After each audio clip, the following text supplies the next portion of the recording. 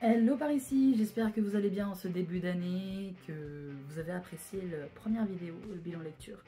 Aujourd'hui, on se retrouve pour la vidéo tueur en série et on va rester en France pour le coup. On va s'attarder sur l'histoire de Guy Georges, le tueur de l'Est parisien. Guy Georges est l'un des tueurs en série le plus tristement connu de France. De son vrai nom, Guy Rampillon, il est né le 15 octobre 62 à Vitry-le-François. Il est né d'une mère française et d'un père américain. C'était un soldat stationné en France. Il a grandi dans des foyers et des familles d'accueil après avoir été abandonné par sa mère. Niveau psychologique, Guy est diagnostiqué comme étant un psychopathe. Il présente aussi un profil de manipulateur et extrêmement dangereux. Il a aussi une enfance marquée par des abus et par une peur de l'abandon. Au niveau des crimes, entre 91 et 97, Guy a commis pas mal de 7 meurtres confirmés, principalement à Paris et à ses alentours. Il ciblait généralement des jeunes femmes seules chez elles, qu'il agressait sexuellement avant de les tuer de manière extrêmement violente. Ses victimes avaient entre 17 et 27, la plupart étaient des étudiantes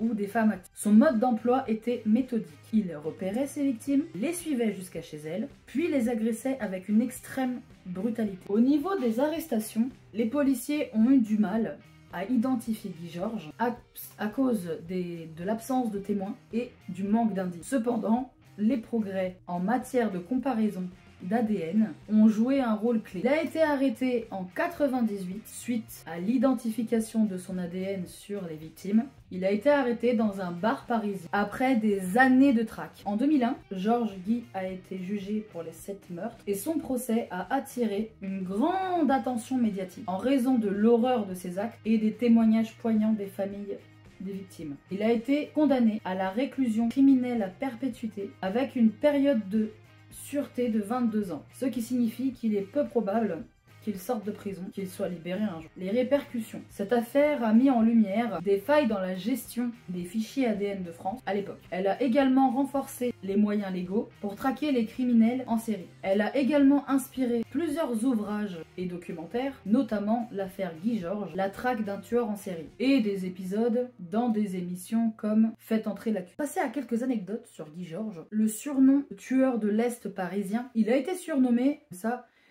à cause de la position des crimes où il les a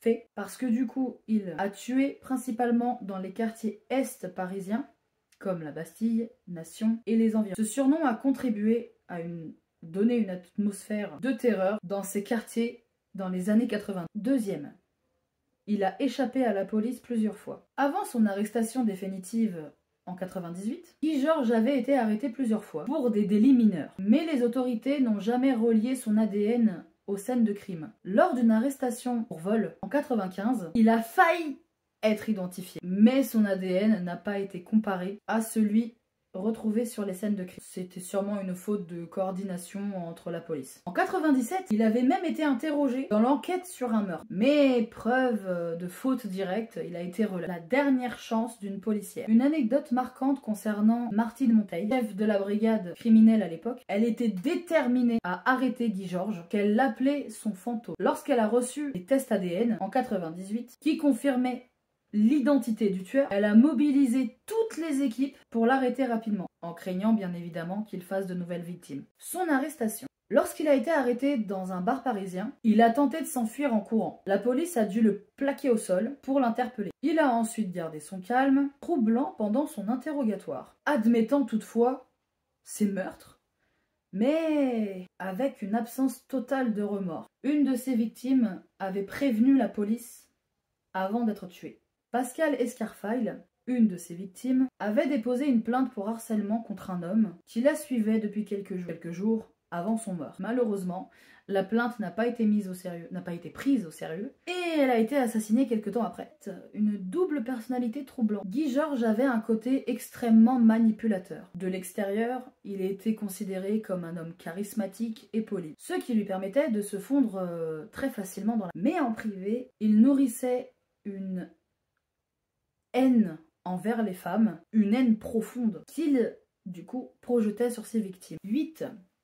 Il vivait tout près de ses victimes. Une de ses tactiques consistait à observer ses victimes, du moins ses futures victimes, pendant plusieurs, parfois depuis proche de leur domicile. Cela ajoutait une dimension terrifiante à ces crimes. Il pouvait se fondre dans le quotidien de ses victimes sans éveiller un seul soupçon. 9. La culpabilité des familles d'accueil. Plusieurs membres de la famille, des différentes familles d'accueil, ont exprimé leur culpabilité après son arrestation, disant qu'ils n'avaient pas vu les signes ou qu'ils auraient pu prévenir ses actes s'ils avaient mieux compris son comportement. 10. Des regrets. Lors de son procès, Guy Georges a exprimé des regrets, je mets bien regrets, envers ses victimes. Mais beaucoup ont vu ça comme une façon d'atténuer sa peine. Des experts ont souligné son manque d'empathie et son absence de remords sincères. C'était caractérisé dans son profil psychologique. Voilà la courte histoire de Guy Georges, le tueur de l'Est parisien. C'était une courte vidéo. Quoique. En tout cas, je vous dis à la prochaine. Portez-vous bien jusque-là. Des bisous!